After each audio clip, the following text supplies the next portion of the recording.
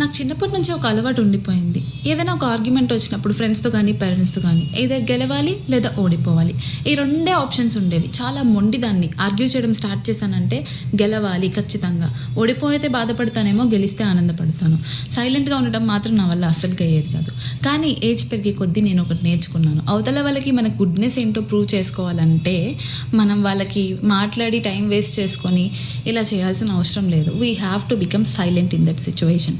మౌనంగా ఉండటం నేర్చుకోవాలి. సో నేను రియలైజ్ అయ్యాను that silence is the weapon, silence is the medicine. మనం అలా ఉండటం ఎప్పుడు నేర్చుకుంటామో తెలుసా? When we stop expecting from others. ఎప్పుడైతే పక్కన వాళ్ళ దగ్గర నుంచి ఎక్స్పెక్టేషన్స్ ఆపేస్తామో then we will realise that silence is the weapon అని. So we have to be silent in some situations whether they are good or bad. మన value అవతల వాళ్ళకి తెలిసి రావాలి అంటే సైలెన్స్ అనేది చాలా అవసరం.